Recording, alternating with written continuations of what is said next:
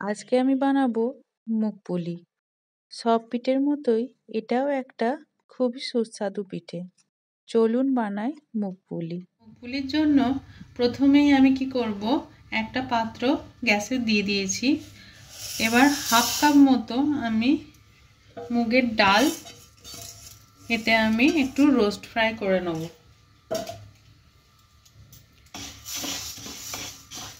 এটাকে একদম খুব কড়াভাবে ফ্রাই করব না, হালকা একটু গন্ধ বেরোলেই গ্যাসটা আমি অফ করে দেবো। দেখুন আমার মুগ ডাল ভাজা হয়ে গেছে। এবার এটাকে আমি ধুয়ে নেব। এইভাবে আমি 2-3 বার ধুয়ে নেব জল দিয়ে। ডালটা আমি এই পাত্রে দিয়ে দিয়েছি, গ্যাসটা চালিয়ে দিয়েছি। এবার আমি পরিমাণ মতো জল দিয়ে এটাকে সিদ্ধ করে নেব। এটা পরিমাণ মতো জল দেবো। এটা একবারে জলটা শুকিয়ে যাবে এই ডালের মধ্যেই। আমি কিছুক্ষণ ধরে সিদ্ধ করে নেব। আচ্ছা, ডালটা আমার অনেকটাই সিদ্ধ হয়ে গেছে। এই সময় আমি দিয়ে দেবো অল্প হালকা 1 পিঞ্চ মতো নুন আর একটু চিনি। এবার এটাকে আর একটু জল মরিয়ে নেব। দেখুন ডালটা আমার সিদ্ধ হয়ে গেছে। এই অবস্থায় আমি এতে গুঁড়ি দিয়ে দেব।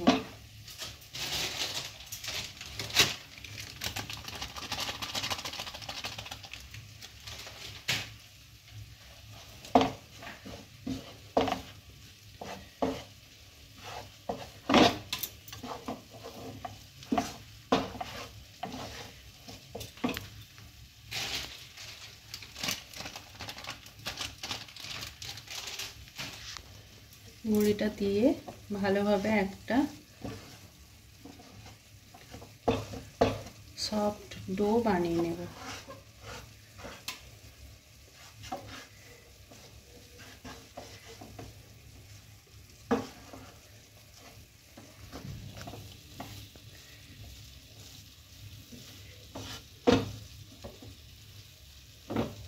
দেখুন একটা ডো মতো হয়ে গেছে।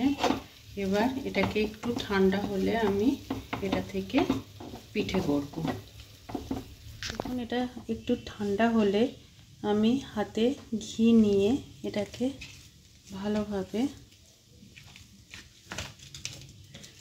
একটা ডো করে নেব।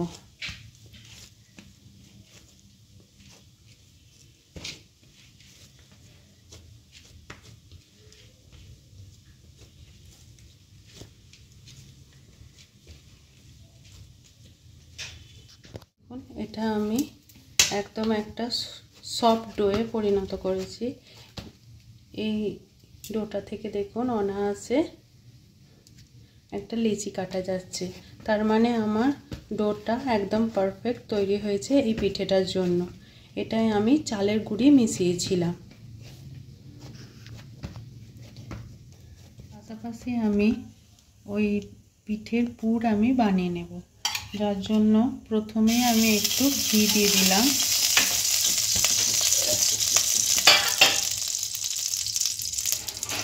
এবার ঘিটাকে একটু নেড়ে ছেড়ে এর মধ্যে হালকা দুধ দিয়ে দিলাম।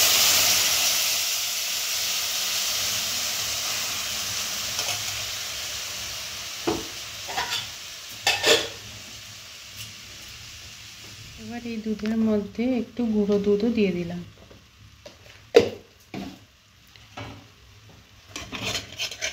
এবার এটাকে ভালো করে নেড়ে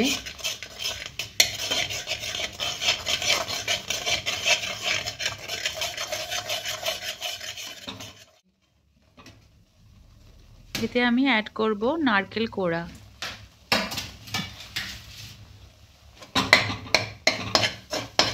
তার সঙ্গে খেজুর গুড় দিয়ে দেব।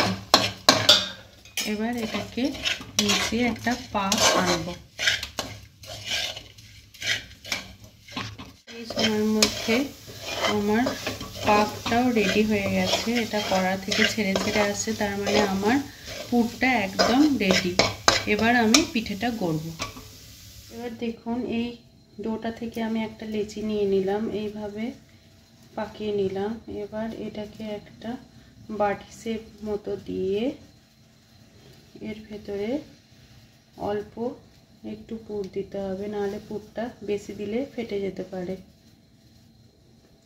দিয়ে মুখটাকে ভালো করে সিল করে দিতে হবে। এইভাবে প্রেস করে করে একটা পটলের মতো আকৃতিতে আনতে হবে। দেখুন আর একটা দেখাচ্ছি। এইভাবে গোল করে চ্যাপটা করে নিয়ে একটা বাটি শেপ দিয়ে তার ভিতরে অল্প পুর দিয়ে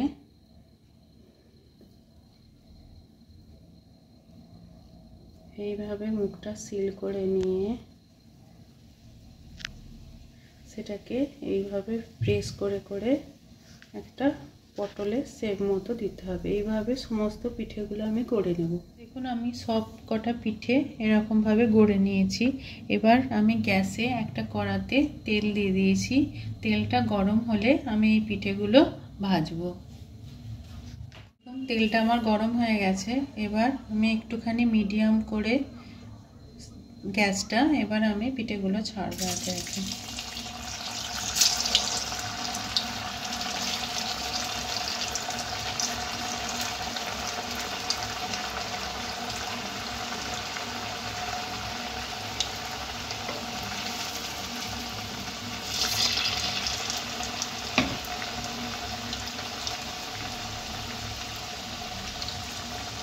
পিঠেগুলো এবার রং ধরতে লেগেছে, হালকা একটা লালচে ভাব এসছে।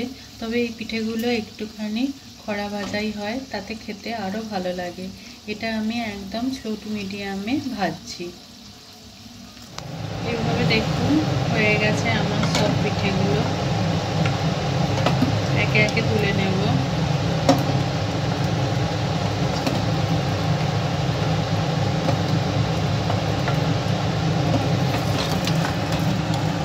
আমার সব পিঠেগুলো ভাজা হয়ে গেছে। কিছু আমি ভাজা আলাদা সরিয়ে রেখেছি, ভাজা খেতেও ভালো লাগে। বাকিটা আমি রসে দিয়ে দেব। আমি রসটা করার জন্য গ্যাসের ওপর এই পাত্রটা বসিয়ে নিয়েছি। এবার কিছুটা চিনি আমি এতে দিয়ে দিলাম।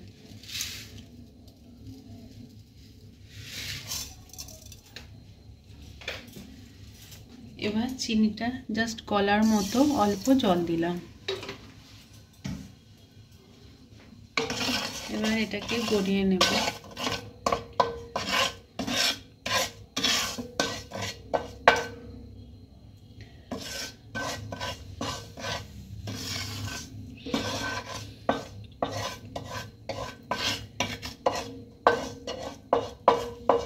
দেখুন চিনিটা আমার গলে গেছে। এবার এই সময় আমি এই পিঠেগুলো দিয়ে দেব, দিয়ে ভালোভাবে এপিট ওপিট করে নেব, যাতে চিনির একটা পরত এই পিঠেগুলোর ওপর পড়ে যায়।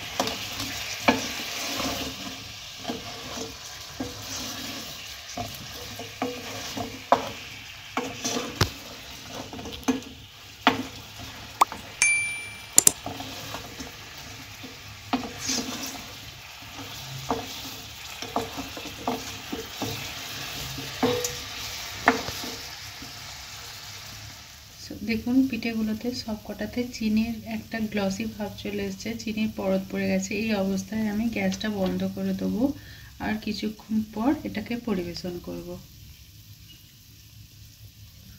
দেখুন আমার মুখপুলি একদম রেডি। এটা খুবই নরম হয়েছে আর দেখুন একটা চিনির লেয়ারও পড়ে গেছে।